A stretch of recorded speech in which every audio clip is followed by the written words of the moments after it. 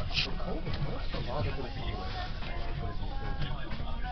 様の呼び出しを申し上げます。受付番号164番、164番でお待ちのお客様、ご計算が終了いたしましたので、2階回収カウンターまでお越しくださいませ。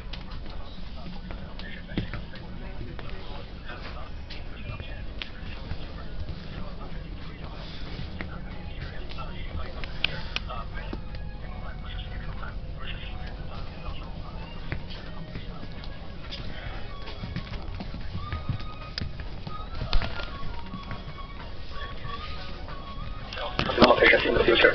And another combination is with axitinib, with pembrolizumab, which is another anti-PD-1 antibody, has been ongoing as well. So overall, 52 patients actually have been enrolled. 11 patients actually discontinued therapy because of toxicity and other factors. But overall, the response rate, as you can tell, is 67%, which is very dramatic. However, the toxicity rate is also quite high. Another combination with avelumab plus axitinib is also ongoing. So at this time of the report, there were only 6 patients treated, but 5 patients actually had response at that time.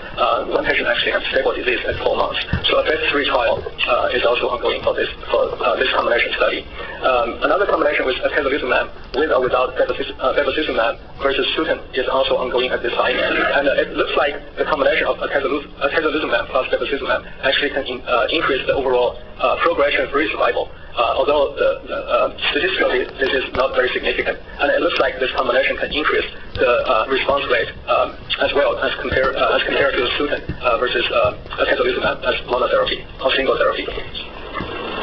So there is another phase 1 study with pembrolizumab, which is another anti-PD-1 antibody in combination with bevacizumab, is also ongoing, but currently we don't have any data. At MD Anderson, we have what's called a pre-surgical trial to evaluate either nivolumab versus nivolumab plus bevacizumab or nivolumab plus ipilimumab. This trial is ongoing, but we recently enrolled a total of 60 patients. We already reported part of the results at the AACR meeting. So as you can tell, nivolumab alone as monotherapy can have a response rate of 42%, but this is just a very small number of patients.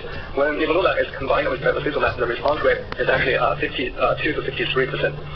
When nivolumab is combined with ipilimumab, so the overall response rate is 38%.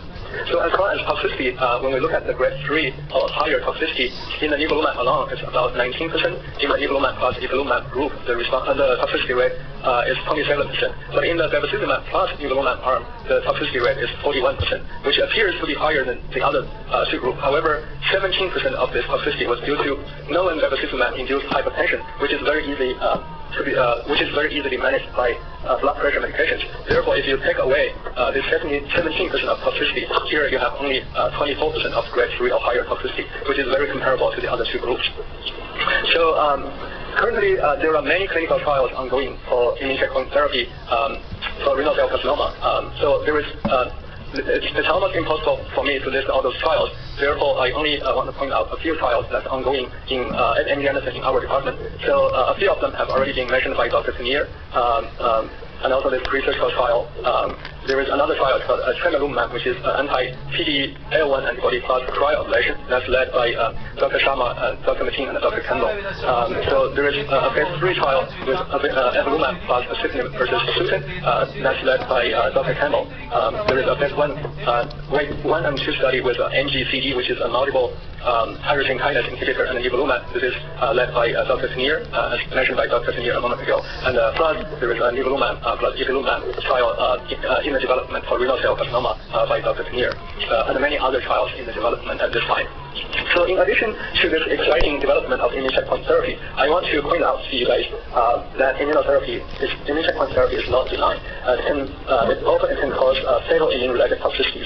The most deadly toxicity is called pneumonitis. The second one is pneumonitis, especially inflammation in the lungs. The second one is called colitis, which is inflammation of the colon, as manifested by diarrhea and abdominal pain. And also hepatitis, which is inflammation of the liver, hypophysitis, which is inflammation of the hypopituitary gland, and also dermatitis, which is inflammation of the skin. So I just want to show you a few examples for pneumonitis. So this is a patient who developed pneumonitis on immune checkpoint therapy. This is a CT scan. As you can tell, there is this inflammation, diffuse inflammation in the lungs. For patients with pneumonitis, often you feel some shortness of breath, you can have cough, sometimes you can cough up blood. So if that happens, you have to tell your physician immediately, and you have to come to the emergency room for emergent evaluation, and often you have to be hospitalized for like further diagnosis and treatment. So if this is not handled very well, a patient can lose his or her life within 2 to 3 weeks period of time. For colitis, this is basically how the colon looks like with immune-induced colitis. As you can tell, there is lots of ulceration in the colon, and on pathologist slides you can see lots of immune cell infiltration. So when a patient develops colitis, often you can have profuse diarrhea 10 to 20 times a day. This is often watery. Sometimes you can have blood in it as well. You can have abdominal pain.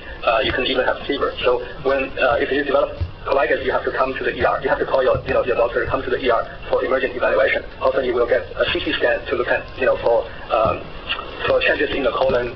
For preparation, you need to get infection workup to rule out some infectious causes such as C. diff, and you will be admitted to the hospital to get not only antibiotics but possible colonoscopy and also high-dose steroid if this is confirmed as colitis. For people who develop hypophysitis, often they have this inflammation of the hypopituitary gland on the MRI scan. So when you have hypophysitis, basically all your hormones in your body can be wiped out. So often you feel acute vision change, headache, overall fatigue, your blood pressure can drop to the 70s. So if you don't seek treatment immediately, it's very easy for a person to pass out with such low blood pressure. So when that happens, you also need to come to the ER for immediate evaluation. So anyway, in summary, so high-dose IL-2 therapy can have long-term survival, but with very low response rate and a significant toxicity. Immune checkpoint therapy, such as CTLA-4, anti-PD-1, anti-PD-L1, have modest activities against renal cell carcinoma. Combination therapies, including anti-PD-L1 plus